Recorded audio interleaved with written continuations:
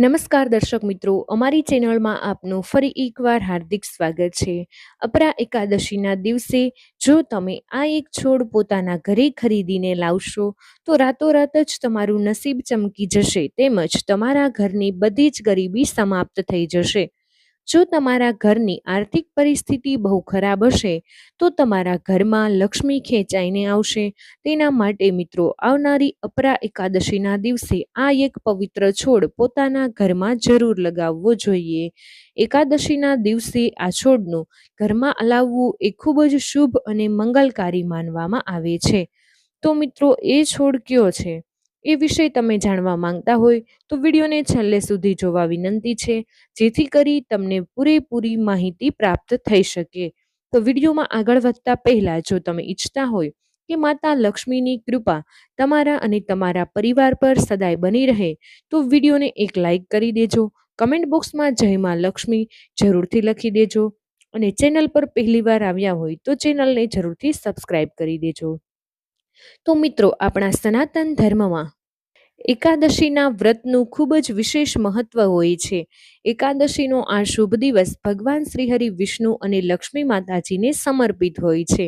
બધા જ મહિનામાં બે વખત એકાદશીનું વ્રત આવે છે.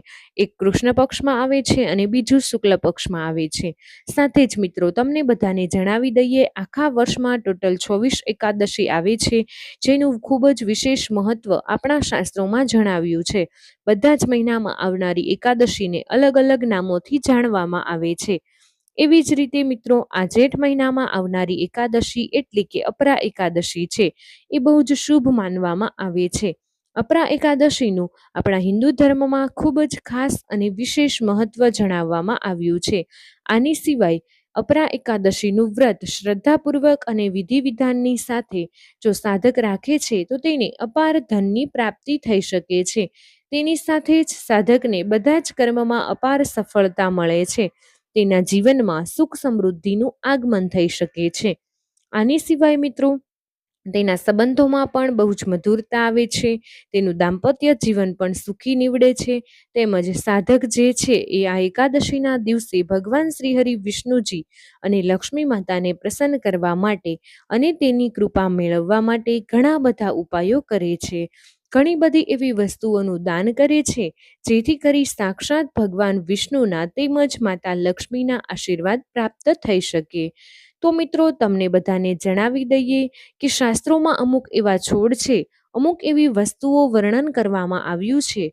અમુક છોડને જો તમે શ્રદ્ધાપૂર્વક વિધિ વિધાનની સાથે અપરા એકાદશીના દિવસે ખરીદીને પોતાના ઘરમાં લાવો છો તો ભગવાન શ્રીહરિ વિષ્ણુ અને લક્ષ્મી માતા અત્યંત પ્રસન્ન થઈ શકે છે. કારણ કે મિત્રો, આ વસ્તુઓનું ખરીદવું એ ખૂબ જ શુભ માનવામાં આવે છે. આવું કરવાથી તમને જીવનમાં શુભ પરિણામ જોવા મળી શકે છે. તેમજ તમારા અન્નધનના ભંડાર ભરાઈ જાય છે. તમારા જીવનમાં જે કંઈ પણ સમસ્યા હોય તે સમાપ્ત થઈ શકે છે. ઘરમાં સકારાત્મક ઉર્જાનો સંચાર થાય છે, જેનાથી તમારા જીવનમાં ઘર પરિવારમાં સુખ સમૃદ્ધિ અને શાંતિ બનેલી રહે છે. આ સિવાય મિત્રો, આ વસ્તુઓને શ્રદ્ધાભાવથી તમે ખરીદો છો તો તમારા દાંપત્ય જીવનમાં પણ ખુશાલી આવે છે. તમારા ઘરના સંબંધો પહેલા કરતાં મજબૂત થઈ શકે છે. તો તમને મિત્રો પહેલા જણાવી દઈએ કે આ વર્ષે અપરા એકાદશી ક્યારે મનાવવામાં આવશે, તેમજ પૂજા વિધિ કઈ છે. આની સિવાય અપરા એકાદશી પર કયા શુભ છોડ છે જેની ખરીદી ખૂબ જ શુભ મનાય છે. ભગવાન વિષ્ણુ તેમજ લક્ષ્મી માતા આ વસ્તુ ખરીદવાથી ખૂબ જ પ્રસન્ન થાય છે. જો તમે પણ ઈચ્છતા હોય ભગવાન શ્રી હરિ વિષ્ણુ અને માતા લક્ષ્મી તમારા પર આશીર્વાદ વરસાવતા રહે તો વિડીયોને લાઈક કરવાનું ભૂલશો નહીં. તો મિત્રો, અપરા એકાદશી છે એ આવનારી 23 મેના દિવસે મિત્રો, આ 13 મેના દિવસે એકાદશીના દિવસે સૌપ્રથમ તમારે બ્રહ્મ મુહૂર્તમાં ઉઠી સ્નાન વગેરે જેવા કાર્યો કરી સ્વચ્છ વસ્ત્રો ધારણ કરી શ્રીહરિ વિષ્ણુનું સાચા મનથી ધ્યાન કરવું જોઈએ. સૂર્યદેવને જળ અર્પણ કરવું જોઈએ. વ્રત કરવાનો સંકલ્પ લેવો જોઈએ. આના પછી જ અપરા એકાદશીના વ્રતના એક દિવસ પહેલા મિત્રો તમારે ખાસ ધ્યાન રાખવું જોઈએ, સાત્વિક ભોજન જ લેવું જોઈએ. મંદિરે તમારે સાફ કરવું જોઈએ. મંદિરની સામે એક પાટલો મૂકી એમાં પીળું વસ્ત્ર મૂકી પછી ભગવાન શ્રી હરિ વિષ્ણુ તેમજ લક્ષ્મી માતાની મૂર્તિ અથવા ફોટાને ત્યાં ભગવાન વિષ્ણુ અને લક્ષ્મી માતાના જળથી અભિષેક કરવો જોઈએ. ભોગ અર્પણ કરવો જોઈએ. એકાદશી વ્રત કથાનું પાઠ કરવું જોઈએ અને શ્રવણ કરવું જોઈએ. અંતમાં તમારે આરતી કરવાની અને પ્રસાદ વિતરણ કરવાનો છે. આવી રીતે પૂજા અર્ચના કરતી વખતે શુદ્ધતાનું વિશેષ ધ્યાન રાખવું જોઈએ.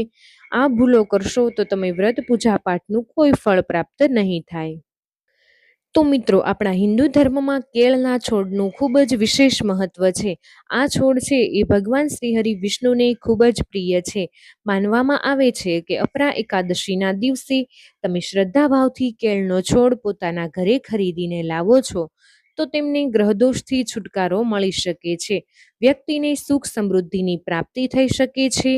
તો અપરા એકાદશીના દિવસે જો તમે કેળનો છોડ પોતાના ઘરમાં લાવવા માંગતા હોય, રોપવા માંગતા હોય તો તમારે એકાદશીના દિવસે બ્રહ્મ મુહૂર્તમાં ઉઠી જવું જોઈએ અને ભગવાન શ્રી હરિ વિષ્ણુ અને લક્ષ્મી માતાની પૂજા અર્ચના કરવી જોઈએ.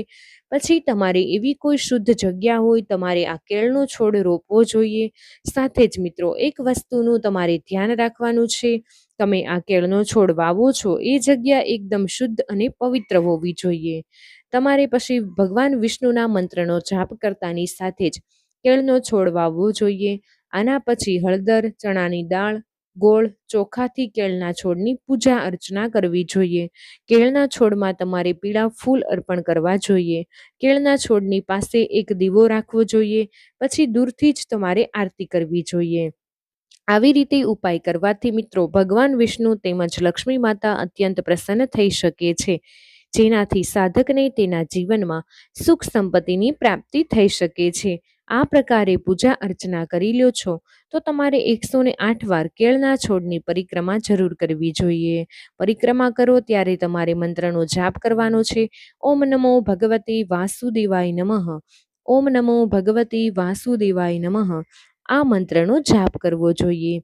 એવી માન્યતા છે કે આ વસ્તુ કરવાથી વ્યક્તિની બધી જ મનોકામના પૂર્ણ થઈ શકે છે.